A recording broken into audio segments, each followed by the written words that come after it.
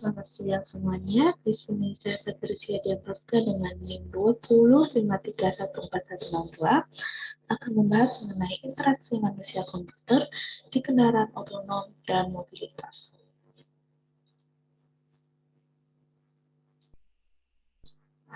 Yang pertama yaitu ada sistem mobilitas menurut perspektif wisatawan. Wisatawan di sini mungkin kayak pejalan-pejalan kaki gitu ya. Perspektif wisatawan pada sistem mobilitas tercermin dalam rantai perjalanan tertentu.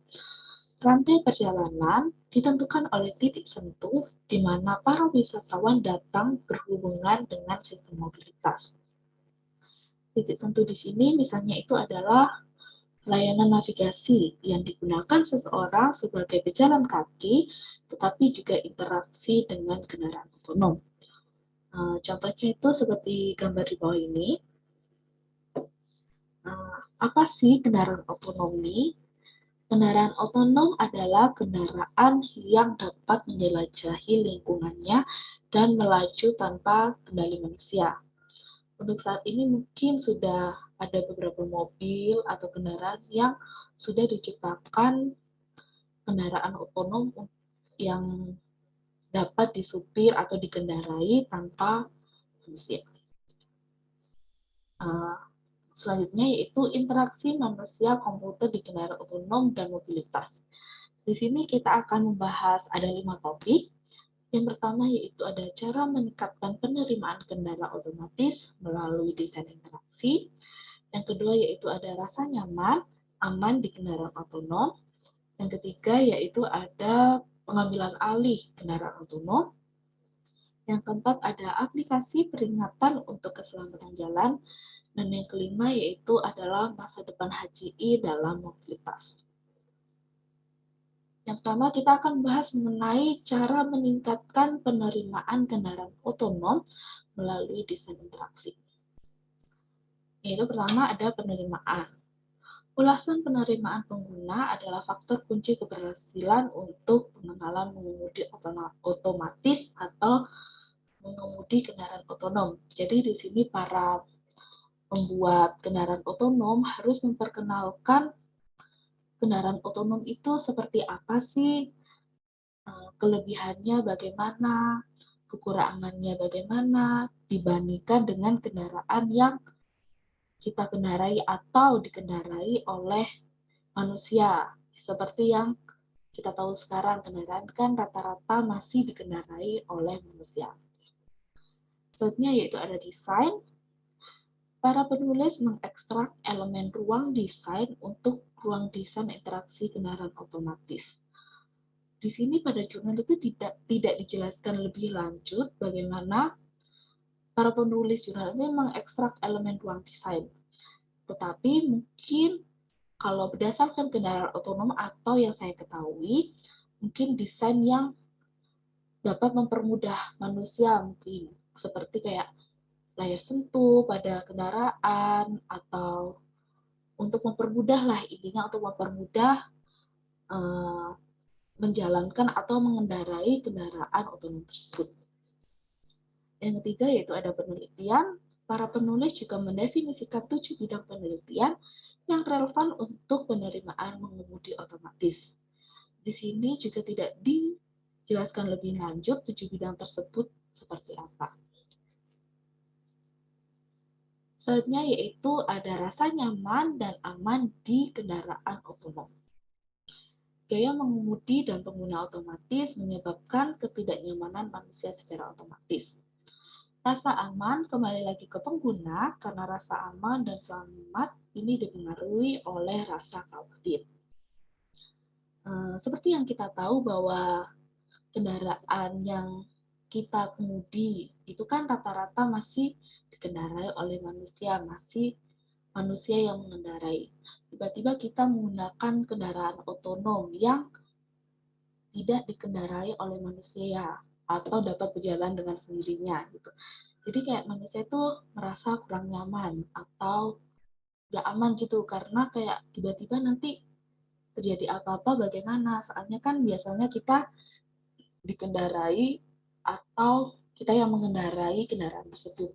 Tapi sekarang kendaraan itu bisa jalan tanpa menggunakan manusia gitu. Jadi pasti agak-agak bingung juga atau pastinya tidak nyaman kan gitu. Untuk rasa nyaman ini telah diteliti oleh Andre Derman dan rekannya, sedangkan rasa aman telah diteliti oleh Chong Chen dan rekannya.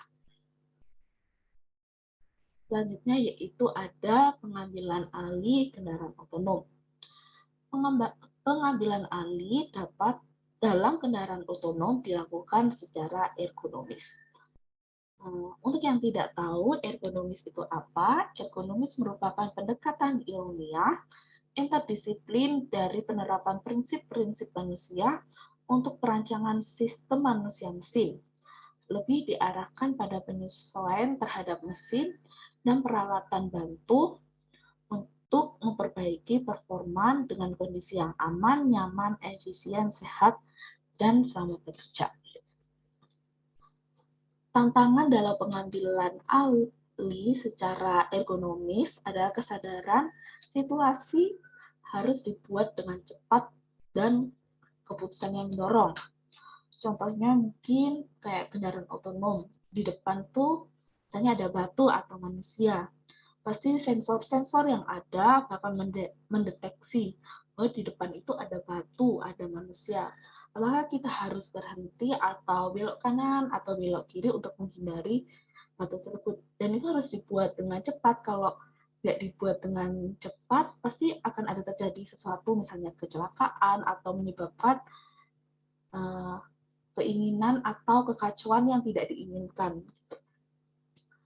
Dengan masalah di atas, para penulis akhirnya merancang sistem peringatan yang mendukung penerimaan tinggi serta kinerja pengambilan alih yang tinggi.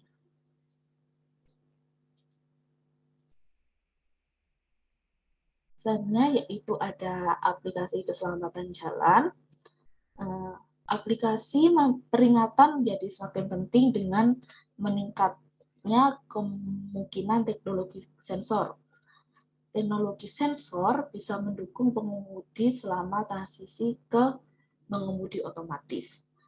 Jadi, seperti yang sudah saya jelaskan sebelumnya, bahwa sensor-sensor yang ada mungkin semakin hari atau semakin kedepannya itu juga semakin lebih canggih dibandingkan zaman-zaman sebelumnya. Mungkin dari situ juga dapat membantu gitu kendaraan otonom atau aplikasi-aplikasi untuk menjadi lebih aman, lebih nyaman buat para penggunanya. Kalau misalnya tidak menggunakan teknologi sensor yang ahli, yang bagus, mungkin bakal terjadi sesuatu yang tidak diinginkan. Rafaela Pegini dan rekannya menganalisis prinsip-prinsip desain aplikasi peringatan yang ada dan bisnis yang mendasari model. Di sini dalam jurnal tersebut atau isu yang saya ambil tidak dijelaskan lagi prinsip-prinsip desain atau bisnis yang mendasari aplikasi keselamatan jalan tersebut. Selanjutnya yaitu ada masa depan HCI dalam mobilitas. Yang pertama, mobilitas perkantoran, mobilitas perkotaan untuk pejalan kaki dengan kebutuhan navigasi aktif. Apalagi kita ditinggal atau di tempat-tempat yang padat gitu di perkotaan pasti atau di tempat-tempat yang baru. Navigasi ini juga sangat perlu gitu, tidak hanya untuk pejalan kaki namun juga bisa untuk kita yang berkendara, menggunakan motor, mobil untuk menemukan jalan yang tepat. Misalnya kita ingin ke Malioboro, pasti kan di Google Maps itu pasti kayak ditunjukkan ingin lewat mana jalan tercepat atau jalan terlambat. Misalnya kita kayak jalur antar provinsi atau antar kota, mungkin bisa ada pilihan naik tol atau jalan biasa. Kemudian yang kedua ada Christopher Colsi dan rekannya mengembangkan model baru untuk proses cognitive wayfinding. Wayfinding sendiri adalah memahami perilaku orang dalam menemukan jalan, sehingga dapat dirancang dan dibangun lingkungan yang efisien dengan penempatan posisi, ukuran tanda, peta, dan pembagian cara mencari jalan. Jadi contohnya itu seperti yang saya sudah jelaskan sebelumnya, yaitu ada Google Maps. Yang keempat, temuan dari studi analitis dan empiris akan diringkas menjadi desain pedoman untuk sistem navigasi pejalan kaki. Untuk yang tidak tahu empiris itu apa, empiris merupakan sumber pengetahuan yang diperoleh dari observasi atau percobaan. Jadi tidak hanya semata-mata dianalisa saja, tetapi juga harus dipercobaan atau dicobakan ke masyarakat dengan ukuran skala yang lebih kecil dulu sebelum mereka membuat atau di-launching untuk masyarakat luas. Yang kelima, selanjutnya yaitu ada perencanaan mobilitas. Ini menciptakan syarat untuk mendesain sistem mobilitas yang berpusat pada pengguna. Jadi untuk membuat aplikasi ataupun itu, mereka harus tahu nih penggunanya itu siapa. Mereka ingin aplikasi itu digunakan seperti apa. Agar nantinya mereka saat launching, mereka itu tidak kebingungan atau tidak bangkrut. Jadi mereka tahu target pasar mereka itu siapa. Selanjutnya yaitu ada sumber.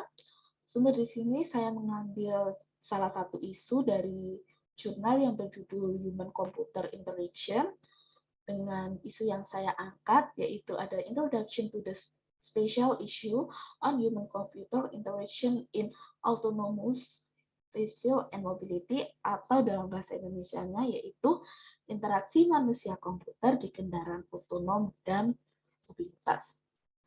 Yang ditulis oleh Heidi Kruger dan Cindy Mayas pada tahun 2021.